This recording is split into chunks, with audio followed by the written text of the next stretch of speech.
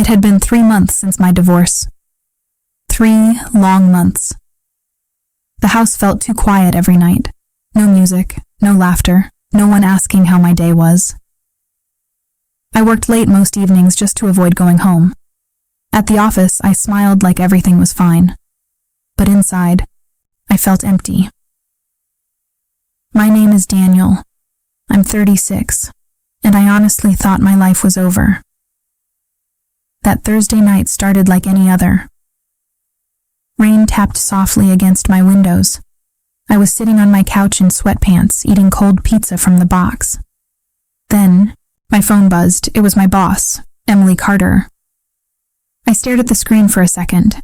Emily never called this late, especially not after 9 p.m., I answered quickly. Hello? Her voice sounded nervous. Daniel, are you home? I sat up straighter. Yeah. Is everything okay? There was a small pause. Can I come by? That caught me off guard. My house? Yes. Another pause. Please. I looked around my messy living room. Sure. I'll be there in 20 minutes. The call ended. I just sat there staring at the phone. Emily was my boss for almost 4 years. Smart, confident, always calm. At work, everyone respected her. Honestly, everyone was a little scared of her too. But I knew another side of her. Small, moments during late meetings, quiet talks after work, the way she noticed when I skipped lunch, the way she asked if I was sleeping okay after my divorce. Still, this felt different. Why would she come to my house alone at night? I quickly cleaned the living room. I hid the pizza box, changed my shirt, then changed it again. 10 minutes later, headlights stopped outside my house. My heart started beating fast. I looked through the window. It was her. She stepped out holding a black umbrella. Even in the rain, she looked elegant. Simple gray coat, loose hair, no makeup. For some reason, that made her look even more beautiful. I opened the door before she knocked. Hey, I said awkwardly. Hey. She gave a tired smile. For the first time ever. Emily looked lost. I moved aside. Come in. She stepped inside slowly. You can leave your coat there. Thanks. The room became quiet immediately. Almost too quiet. I'm sorry for coming. This late, she said. It's okay. I pointed toward the couch. Want coffee? She shook her head. No, She stopped talking. I noticed her hands were shaking slightly. That worried me. Emily, what happened? She looked down for a second. Then she laughed softly. You know what's funny? What? At work, everyone thinks I have my life together. I didn't answer, because honestly, I understood that feeling too well. She looked around my house. It's peaceful here. That's one word for it. She smiled faintly. You've been lonely, haven't you? The question hit harder than I expected. I shrugged. I'm getting used to it. That's not an answer. I looked away. After the divorce, people stopped asking real questions. They just said things like, you'll move on. Stay strong. Everything happens for a reason. But loneliness doesn't disappear because people say nice things. Emily looked at me carefully. You loved her a lot. Yeah. And she hurt you. I let out a slow breath. Yeah. The rain outside became louder. For a moment, neither of us spoke. Then she quietly said, My husband left 2 years ago. I blinked. What? She nodded slowly. I never told anyone at work. I stared at her in shock. You were married? Technically still am. The papers are unfinished. That explained so much. The late nights at work. The empty look in her eyes sometimes. All this time. She was carrying pain too. She gave a small laugh. Funny, right? Not really. I spent 2 years pretending I was fine. Her eyes met mine. tonight I couldn't sit alone anymore. Something changed in that moment. The room suddenly felt smaller, warmer, more honest. I sat across from her quietly. You could have called a friend. I did. What happened? No one answered. That sentence broke my heart a little, because I knew exactly how that felt. Then she looked directly at me. But I knew you would. My chest tightened. Outside, thunder rolled softly in the thaw. Distance. Inside, everything suddenly felt personal. Too personal. Emily leaned back against the couch. You know something strange, Daniel?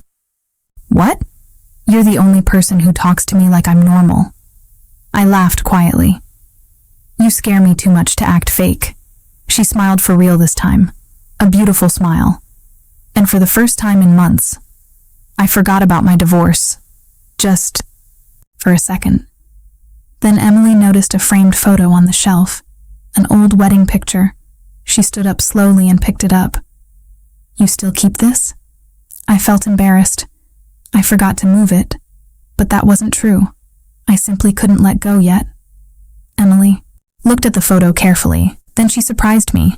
She didn't deserve this version of you. I looked at her. What do you mean? She set the picture down gently. The version that still loves deeply after getting hurt. Those words stayed in my head.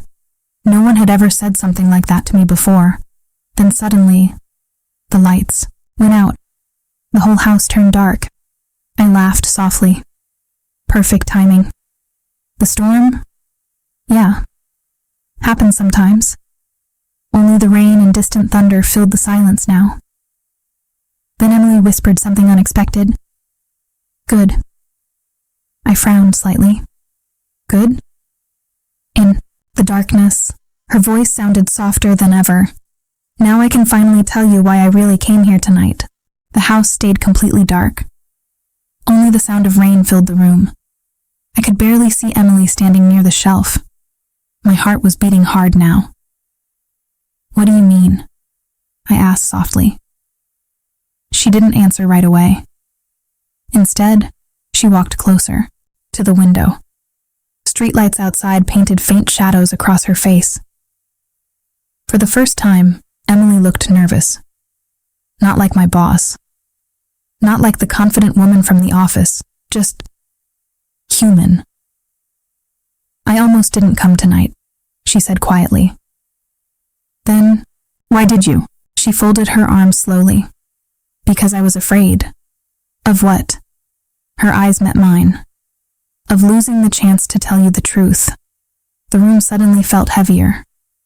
I swallowed hard. What truth? She smiled sadly.